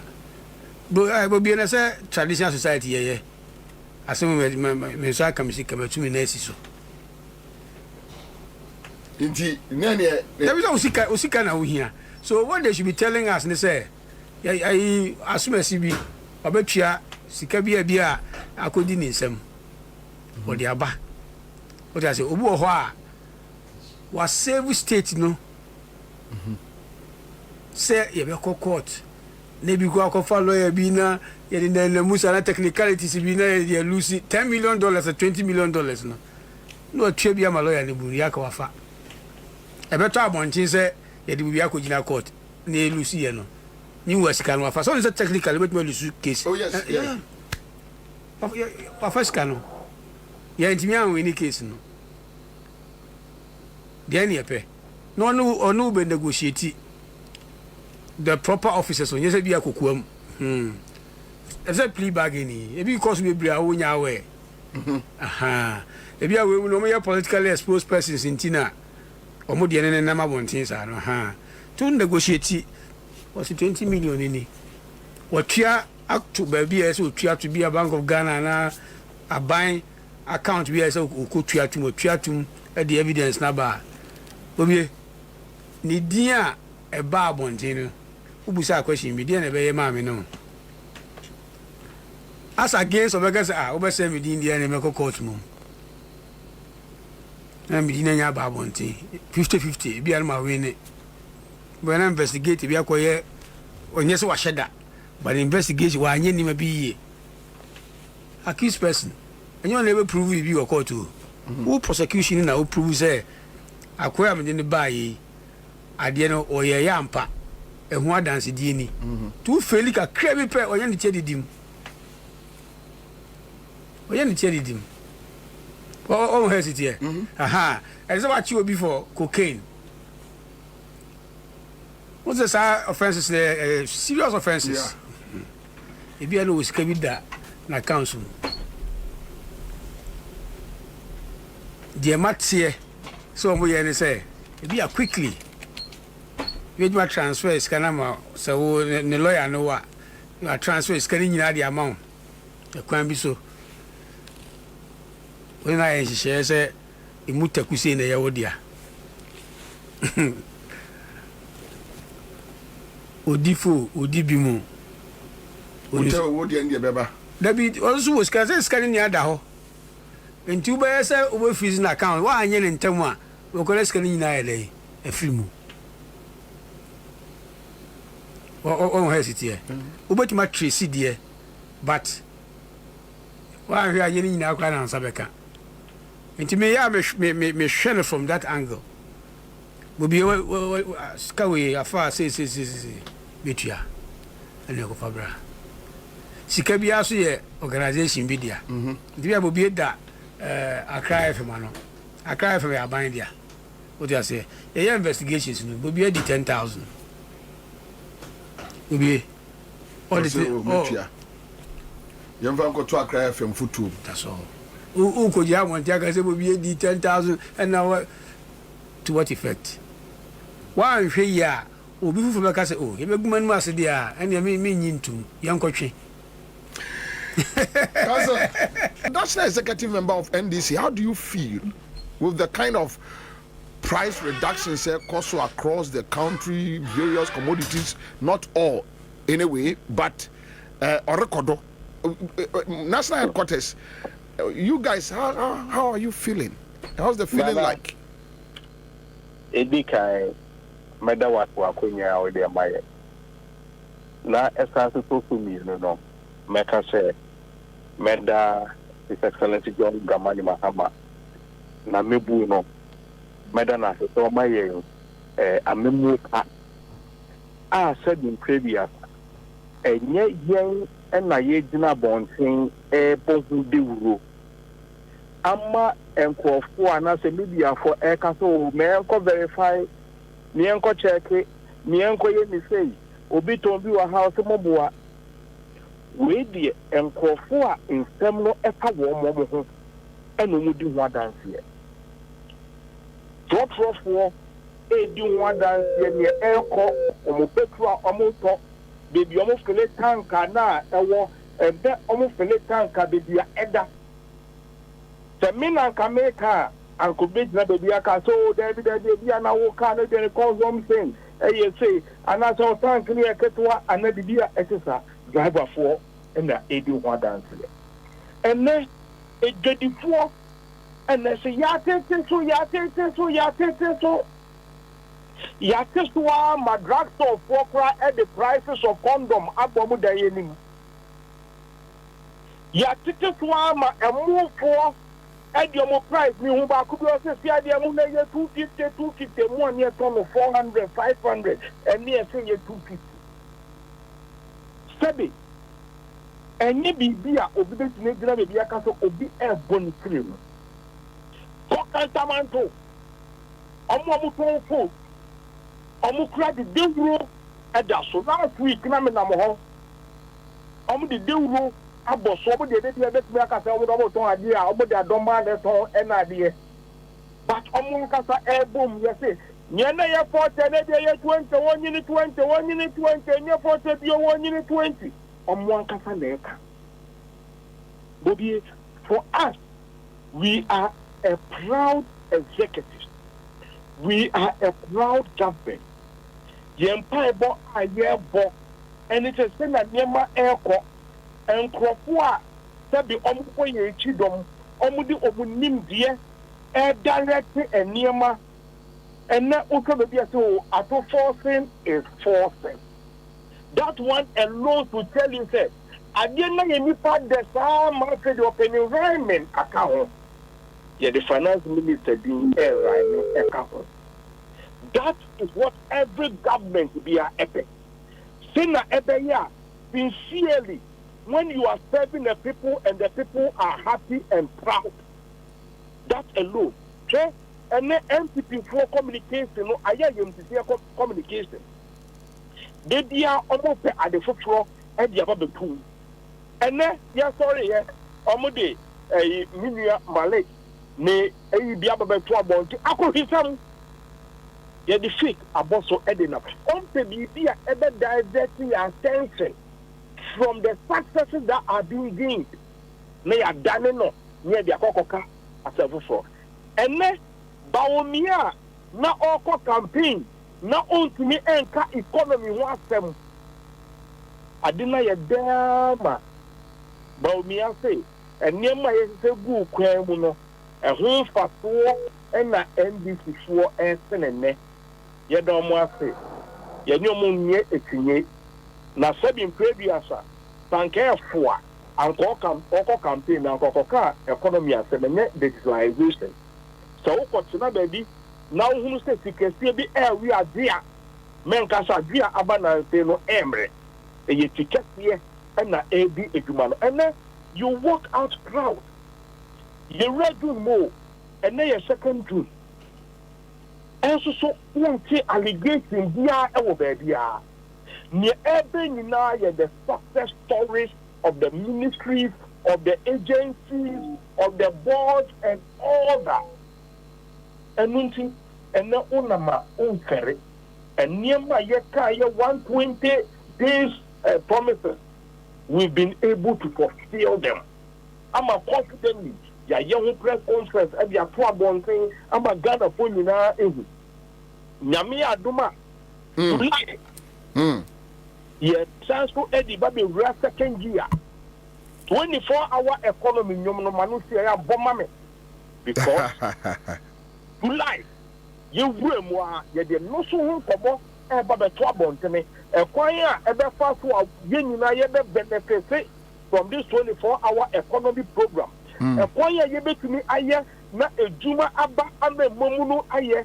A choir ye about the fast na the real time economy no yetumi epegya and making sure say export will increase na eniema ye import so no efuate then ebeya your dollar sustainability so no ebeya at the foforo and then nyankopon daruma your target of cocoa anka ye pese yenya 1 million ton e de kwa amanone a MPP for entumi e ativu da ye de insiseye akoho ye kwako achieve that 1 million ton first cocoa production.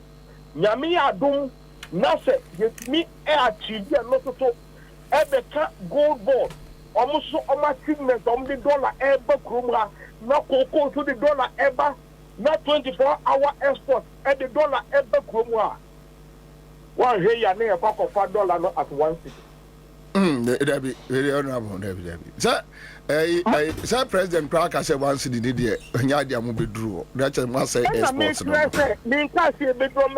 One year near Papa do one because a demand and supply friends equilibrium and the prices, effective prices. It is in $1 every and then Quabontina Pocata Booty. So proceed. Obeka choto ni bi. Ene dollar, euro, and aka abotin because obia to sale dollar, obia dollar egum. Yeah. Because of the trust our economy no enya. And that alone, alone is a plus. Ene egedifo nyina no eniaje. Sabe ye fu ejiani omiye so omiye no aba dede be na woku dede woku mu ke any MPP form se ni ente wo no bo no be bi na ye fa so ma no ka na aka mate